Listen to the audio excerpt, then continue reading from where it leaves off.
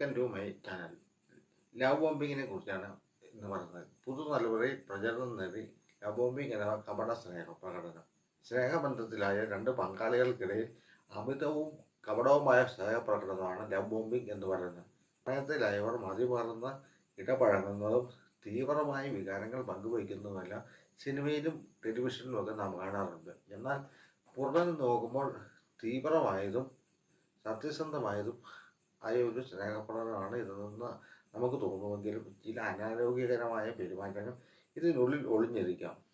Love islands USA റീയൂണിയൻ്റെ ഏറ്റവും പുതിയ എപ്പിസോഡിൽ ലവ് ബോംബിംഗ് എന്ന പ്രശ്നത്തെക്കുറിച്ച് പ്രതിപാദിച്ചിട്ടുണ്ട്. പുതുതലമുറയിൽപ്പെട്ടവർക്കിടയിലുള്ള പുതിയൊരു പ്രവണതയെക്കുറിച്ചാണ് വിശദമാക്കുകയാണ് ഇതിൽ. അപകടമായ സ്നേഹപ്രകടനമാണ് ലവ് ബോംബിംഗ് എന്നത്.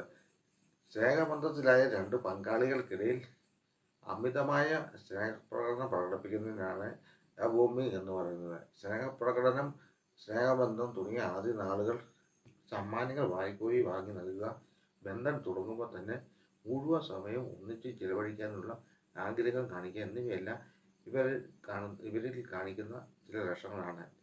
സ്റ്റോക്കാർഡ് അഭിപ്രായപ്പെട്ടു. പങ്കാളിക്ക് വിശ്വസിക്കാൻ കഴിയാത്ത വിധം സ്നേഹം കൊണ്ട് വീർപ്പ് മുട്ടിക്കുകയാണ് ഇവിടെ ചെയ്യുകയെന്ന് അവർ കൂട്ടിച്ചേർത്തു. ലവ് ബോംബിങ്ങിൻ്റെ തുടക്കത്തിൽ ഇരയ്ക്ക് വളരെയധികം സന്തോഷമൊക്കെ അനുഭവപ്പെടുകയും തോന്നുമെങ്കിലും ആദ്യത്തെ മുൻകൂട്ടി തയ്യാറാക്കിയ സ്ക്രിപ്റ്റ് അനുസരിച്ചായിരിക്കും പ്രവർത്തിക്കുകയെന്ന് അവർ മുന്നറിയിപ്പ് നൽകി. പങ്കാളി തൻ്റെ സ്നേഹം വിശ്വസിച്ചുവെന്ന് ബോധ്യമായി കഴിയുമ്പോൾ ആദ്യത്തെയാൾ പതിയെ ആദ്യത്തെ അമിത സ്നേഹപ്രകടനത്തിൽ നിന്ന് പിൻവാങ്ങുന്നു. ബന്ധം ആരംഭിക്കുമ്പോൾ തന്നെ ഭാവിയെ സംബന്ധിച്ച് തീവ്രമായ സംഭാഷണങ്ങളിൽ ഇങ്ങനെയുള്ളവർ ഏർപ്പെടും. ഇതും മറ്റൊരു പ്രധാന ലക്ഷ്യമാണ്. ഭാവിയെക്കുറിച്ചുള്ള ചർച്ചകൾ നടത്തുന്നതിലൂടെ തെറ്റായ സുരക്ഷിതത്വ ബോധം സൃഷ്ടിക്കാനാണ് ഇവർ ശ്രമിക്കുന്നത്. ഒരിക്കലും യാഥാർത്ഥ്യമാകാത്ത ഒരു ഭാവിയെക്കുറിച്ച് പങ്കാളി വിശ്വസിക്കണമെന്ന് അവർ വളരെയധികം ആഗ്രഹിക്കുന്നു.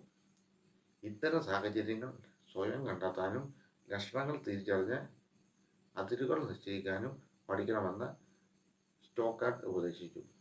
ഇത്തരം നിങ്ങൾ അഭിമുഖീകരിക്കുന്നുണ്ടെങ്കിൽ പങ്കാളിയുമായി സംസാരിച്ച് പ്രശ്നം പരിഹരിക്കണമെന്നും അവർ കൂട്ടിച്ചേർത്തു.